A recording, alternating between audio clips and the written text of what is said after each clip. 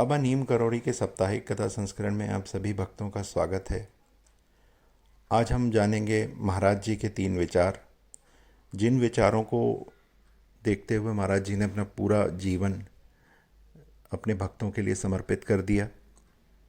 तो एक एक करके हम तीनों विचारों के बारे में जानेंगे और हम जानेंगे कि महाराज जी का क्या सोचते थे वो अपने जीवन को लेकर, या किस तरह का वो आचरण करते थे, किन प्रमुख चीज़ों का वो ध्यान रखते थे। सबसे पहले महाराज जी का जो विचार था वो था भगवान की भक्ति। महाराज जी का भगवान की भक्ति को लेके दो दो तरीके के विचार रखते थे। एक तो महाराज जी चाहते थे कि वो सदा ही राम का स्मरण करते रहें, तो वो अपने दिन का काफ़ी समय राम धुनी गाने में या राम धुनी लिखने में व्यतीत करते थे। और दूसरी, वो इस चीज़ का हमेशा ध्यान रखते थे कि यदि कोई भक्त जो है, कोई भी भक्त है, अगर उनके पैर छू रहा है और उन्हें भगवान मान रहा है, तो उससे कह देते थे कि मैं कुछ नहीं हूँ, मैं कुछ भी नहीं हूँ, मैं भगवान नहीं हूँ, और किसी भी बड़े बुजुर्ग की तरफ उसको मोड़ देते थे कि भाई आप इनके पैर छू के आशीर्वाद ले लीजिए। तो इन दोनों विचारों से क्या चीज़ सामने आती है? एक तो ये बात सामने आती है कि जिस भी चीज़ को आप मानते हैं, जिस भी चीज़ की आप भक्ति करते हैं, उसमें आप लीन रहिए, उसमें हमेशा उसी के बारे में सोचिए और उसको करते रहिए, रोज करिए। मैं ऐसे कई लोगों से मिला हूँ, या मैं कई लोगों को जानता हूँ जो भक्ति तो करते हैं, पर उनकी भक्ति आती है मंगलवार को, बृहस्पतिवार को या शनिवार को उनकी भक्ति आती है, बट बाकी दिन नहीं आती है। तो इसका मतलब क्या है कि जो भी भक्ति किसी दिन को देखकर की जाए वो एक तरह का आडंबर होती है, वो भक्ति नहीं होती है। कुछ लोग कहते हैं जी भाई मैंने तो आज बजरंगबली को प्रसाद चढ़ा दिया, मेरी भक्ति पूरी हो गई। तो भक्ति के अंदर जो है आचरण भी शामिल है। यदि आप किसी भी भगवान की भक्ति चाहते हैं, किसी भगवान को आप बहुत अच्छे लगते हैं, वह तो सभी भगवान बराबर हैं, सभी भगवानों की भक्ति करनी चाहिए। बट होता क्या है कि कई जगह ऐसा होता है कि हमारे को कुछ लगाव होता है। तो उसी तरह महाराज जी को लगाव जो था वो हनुमान जी से था और श्री राम से था। अब दोनों ही चीज़ों में वो लीन रहते थे, हमेशा लगे रहते थे, पर उसके लिए वो कोई आडंबर नहीं करते थे कि अच्छा भाई आज तो रविवार है, आज नहीं करेंगे, आज हम करेंगे, मंगलवार को हम करेंगे। तो अगर हम किसी भी भक्ति में या किसी भी ऐसी शक्ति में विश्वास रखते हैं जो है, तो उसकी हमें रोज ही आराधना करनी चाहिए। अब यहाँ पर जब मैं कहूँगा कि रोज़ आराधना करनी चाहिए, तो कई लोग कहते हैं भाई हमारे पास तो समय नहीं है, हमें तो ऑफिस जाना है, हमें तो अपने व्यापार में जाना है, हमें तो पढ़ने जाना है। तो भक्ति दो तरह से हो सकती है। एक तरह से तो भक्ति ये हो सकती है कि आप भगवान की तस्वीर के सामने बैठ जाएं और भगवान का भजन करें या भगवान के बारे में के ऊपर ध्यान करें। अब ऐसे ध्यान लो में अगर आप 100% लोग वहाँ बैठते हैं, तो 20% लोग जो होते हैं जिनका ध्यान लगा रहता है कि जो वो कर रहे हैं, बाकी सबका दिमाग में कुछ और ही चल रहा होता है कि भाई आज मुझे क्रिकेट खेलने जाना है, आज मेरे को व्यापार में घाटा हो गया, या मेरा जो ग्राहक आने वाला था वो आएगा कि नहीं आएगा। कुछ लोगों को लगता है अरे भाई आज तो मेरे अधिकारी ने मुझे डांट दिया। ये सब दिमाग में चलता रहता है, और जो वो चाहते हैं कि जो भक्ति से उन्हें लाभ हो, नहीं हो पाता है। तो ऐसे में क्या करें?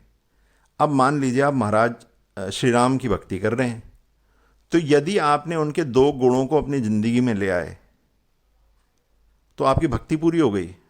पर वो जो 2 गुण हैं उसे आपको हमेशा अपने साथ रखना पड़ेगा।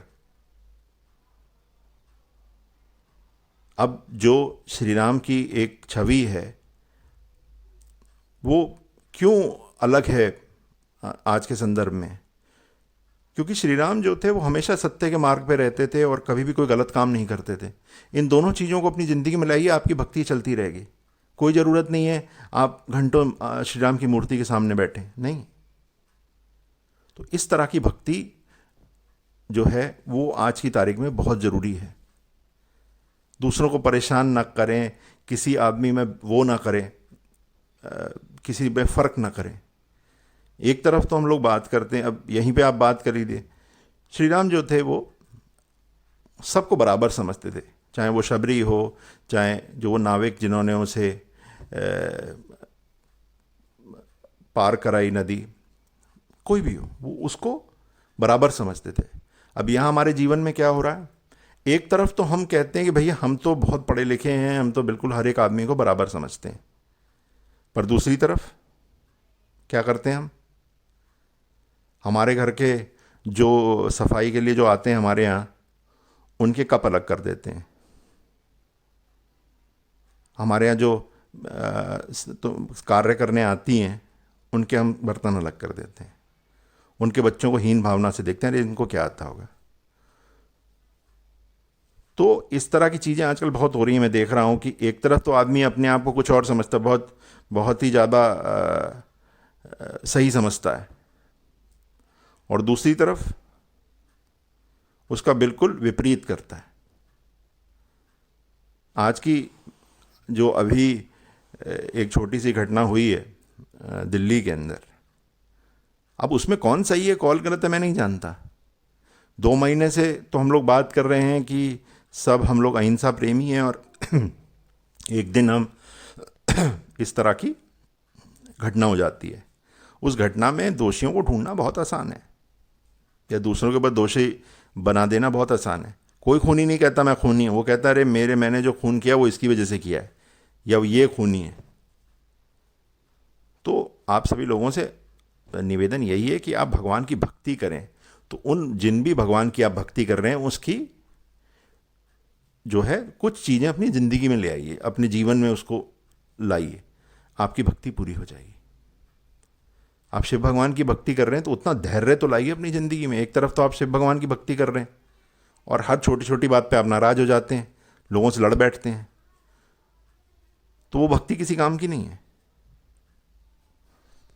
तो इसी तरह आप भगवान की भक्ति करें, और इस बात का हमेशा ध्यान रखिए, हम भगवान नहीं हैं। महाराज जी भी नहीं कहते थे वो भगवान है। किसी की मदद कर रहे हैं तो ऊपर वाले ने आपको इतनी वो दी है, इतनी शक्ति दी है कि आप किसी की मदद कर रहे हैं। दूसरी विचार जो महाराज जी के आप पूरे जीवन में देखेंगे वो था सादा जीवन। कभी भी महाराज जी की जो पूरी संपदा हुआ करती थी वो हुआ करती थी एक कंबल और एक धोती। उसके अलावा अगर आपने किसी ने भी महाराज जी को, किसी भी महाराज जी के इतने चित्र आजकल आप देखते हैं, उतने जो चित्र हैं उसमें कभी भी महाराज जी जो हैं वो कंबल और धोती के अलावा कहीं नहीं रहते थे। और उनके कंबल, धोती और तख्त, क्या वो चाहते तो उस समय आलीशान आडंबर बड़े बड़े महल ही बनवा सकते थे? बिल्कुल बनवा सकते थे। आजकल आप कई लोगों को देखते हैं जिनके पास अरबों रुपए की संपत्ति है और अपने आप को जो भी बाबा या जो भी कहते हैं, तो उनके पास अरबों की संपत्ति। तो आप वो संपत्ति आई कहाँ से? उन्होंने कोई मेहनत नहीं करी, उन्होंने अपने भक्तों को दिग्भ्रमित किया कि भैया आप पैसा दो हमको तो हम अच्छा जीवन जिएंगे। तो महाराज जी के पूरे जीवन में उनको हमेशा आप सादा जीवन उन्होंने व्यतीत किया। मैंने आपको बताया था अमरकंटक में वो इवन एक छोटे आदमी के साथ बैठ के, छोटा नहीं, आदमी तो कोई छोटा नहीं होता, एक अपने एक काफ़ी निम्न आय वर्ग के व्यक्ति से भी खाना खा रहे थे। कोई उन्होंने उसके अंदर कोई फ़र्क नहीं किया महाराज जी ने। पर क्या ये सब करने से क्या उनके बच्चे नहीं पढ़े या उन्होंने नहीं किया? अगर आप उनके दोनों बच्चों को देखें, दोनों बहुत अच्छे हैं, काफ़ी सही हैं, और मैं उन लोगों से मिला हूँ और काफ़ी बहुत ज़्यादा उनके अंदर ज्ञान है और बहुत ज़्यादा धैर्य है, काफ़ी कुछ महाराज जी जैसे हैं। मैं उनके बड़े बेटे के तो गुरुजी की तो मैं काफ़ी समय मैं उनके साथ भी रहा हूँ और देखा भी है मैंने। तो वो बहुत सादा जीवन व्यतीत करते हैं, बहुत सादा जीवन। उनकी उम्र 70-75 साल की उम्र में अगर आप देखें कि वो व्यक्ति जो है ट्रेन में स्लीपर क्लास से सफ़र कर रहे थे और इतनी गर्मी थी मैं आपको बता नहीं सकता, पर वो उसी में खुश थे। मुझे सौभाग्य रहा कि वो कुछ दिन उन्होंने मेरे घर में बताया, तो वो मूंग की दाल और रोटी ही खाते थे, उन्होंने कभी पूरी आलू या कुछ इस तरह की बनाने की कभी भी हमसे ना तो कही, ना हम उन्होंने हमसे कही। और वो बेचारे अपने घर में ही टहल लेते थे। वो ऐसा नहीं कि भाई मेरे लिए ये व्यवस्था कर दो। अब सादा जीवन क्या है? सादा जीवन ये है कि भाई आपको जितनी आपको ज़रूरत है, मान लीजिए आपको किसी मकान की ज़रूरत है और मकान में आप रहने वाले 2 हैं और अब 5 कमरों का मकान खरीद लेते हैं और उसे बड़ा सजा देते हैं। सजाइए, कोई उसमें बुरी बात नहीं है पर लोगों को दिखा रहे हैं कि भाई हम इतने अमीर हो गए हैं या जो भी हैं। ये जो जिस तरह का लोग होते हैं जो ये करते हैं, उनसे लोग अगर आप किसी को अपना वैभव दिखा रहे हैं तो ये मान के चलिए वो आपसे खुश नहीं हो रहा है। और इसमें किसी की गलती भी नहीं मैं मानूंगा, क्योंकि एक स्वाभाविक मानव प्रवृत्ति है ये कि कोई भी आदमी किसी की तरक्की से खुश नहीं होता है, किसी के बहुत बड़े मकान बनाने से खुश नहीं होता। हो सकता है वो हाँ, यहाँ पर 2 मैं अपवाद बोलूँगा। आपके माता पिता, माता पिता आपकी तरक्की से बहुत खुश होते हैं, आपकी धर्मपत्नी आपकी तरक्की से बहुत खुश होगी। पर जो इस तरह के लोग हैं जिनको बाहर दिखावा कर रहे हैं, वो नहीं खुश होंगे। आपका पड़ोसी हो सकता है खुश ना हो, आपके रिश्तेदार हो सकता है खुश ना हो, क्योंकि मानव का जो स्वाभाविक प्रवृत्ति है वो है प्रतिस्पर्धा की। हर आदमी से प्रतिस्पर्धा करो, कंपटीशन करो। तो जैसे ही आप अपना जीवन जो है सादे से आप उसको वैभवपूर्ण लोगों को दिखाते हैं, तो लोग आपसे अन्यथा ही प्रतिस्पर्धा करने लगते हैं। आप देखते होंगे आपके कार्यालय में, आपके व्यापार में, कोई आदमी का व्यापार या अपनी उसकी नौकरी बहुत अच्छी चल रही है, बहुत अच्छा काम कर रहा हो, तो स्वभावतः ऑफिस में 8-10 लोग उसके विरुद्ध हो जाएंगे। जहाँ भी आपने अपने जीवन को ज़्यादा दिखाना शुरू किया, लोग आपके विरुद्ध हो जाएंगे और आपको तकलीफ होगी। मैं सेना के अधिकारी के साथ था, तो वो बता रहे थे कि उनका जो वो लोग हमेशा ध्यान रखते हैं जब भी किसी लड़ाई या इसमें जाते हैं, जिसे वो कहते हैं लाई लो। मतलब होता है जितना आप ज़मीन के पास रहेंगे उतना ही आपको गोली लगने का खतरा कम होगा। जितना आप खड़े होंगे, जितना आप ऊपर होंगे, उतना गोली मारना आपको आसान होता है लोगों के लिए। तो यहाँ आप हमेशा ध्यान रखिए कि अपने जो जीवन है, जो अपने संसाधन है, उसका कम से कम दिखावा करें। इसको हमेशा ध्यान रहे।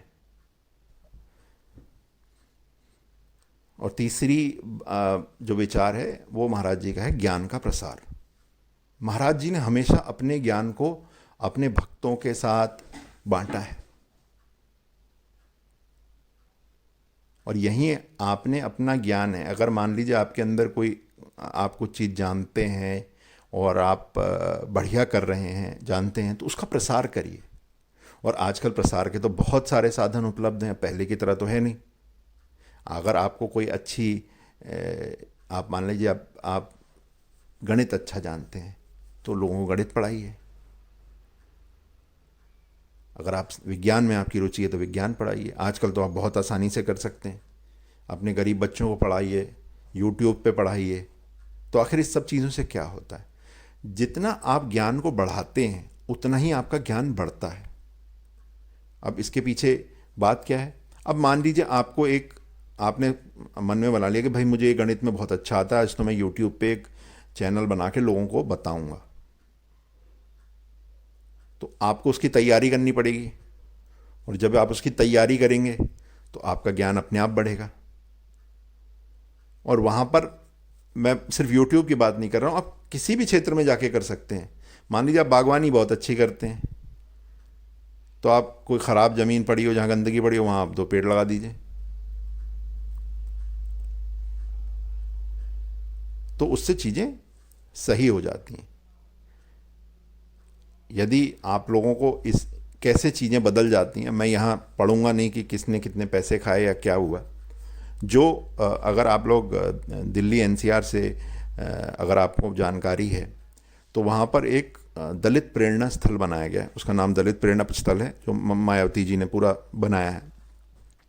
अब मैं उनके पक्ष में विपक्ष में नहीं हूँ, मैं सिर्फ बता रहा हूँ कि यथास्थिति क्या थी वहाँ पर।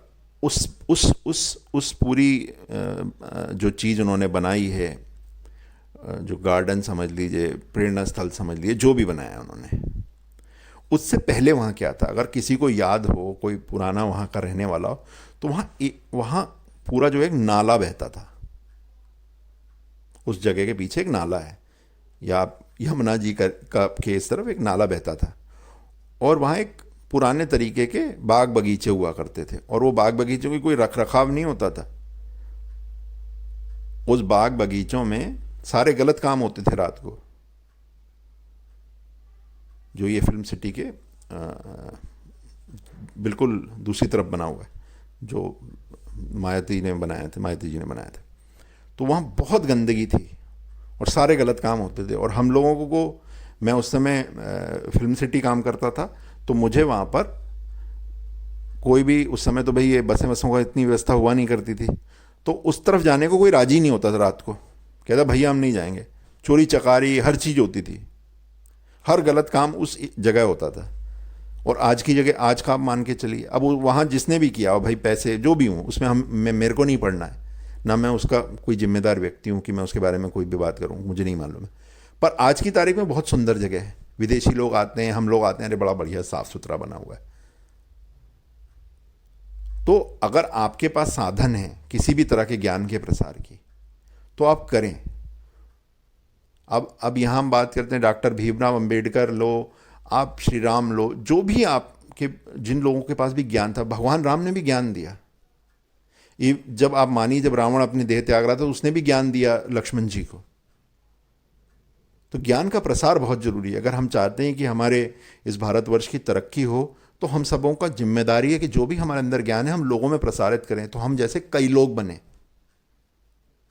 अब हम कहीं कार्यालय में काम कर रहे हैं और हम अपने जो नीचे काम करने वाला उसे अच्छी तरह उसे जानकारी नहीं दे रहे हैं, तो होगा क्या? जब आप सेवानिवृत्त हो जाएंगे, कहीं ट्रांसफर हो जाएगा, तो कंपनी का या सरकार का या जहां भी आप काम करें वह नुकसान होगा, क्योंकि आप जैसा होगा नहीं दूसरा आदमी। और दूसरी बात, यहां एक बात और भी समझने की है कि गुरु तो गुरु बन सकता है, पर जो उसका शिष्य है उसे भी शिष्य बनना पड़ेगा। आजकल शिष्य जो अपने जो गुरु हैं उनमें कमियां निकालने में ज़्यादा समय लगाते हैं। तो यदि आप किसी से सीख रहे हैं कोई बात, तो आपको थोड़ा सा निभ के चलना पड़ेगा, थोड़ा नीचे आना पड़ेगा। और आजकल मैं जो भाई ये नवयुवक लोग हैं, इनसे कहूँगा थोड़ा तो नीचे आइए आप लोग और थोड़ा सीखिए। अगर कोई आपका अधिकारी आपको डांट देता है या कुछ कर देता है, तो उसका बुरा मत बनाइए, समझ लीजिए कि भाई ये हमारा गुरु है। गुरु तो थोड़ा अलग तरीके के होते हैं। इन सब बातों का ध्यान रखें। आज का संस्करण यहीं समाप्त करते हैं। धन्यवाद।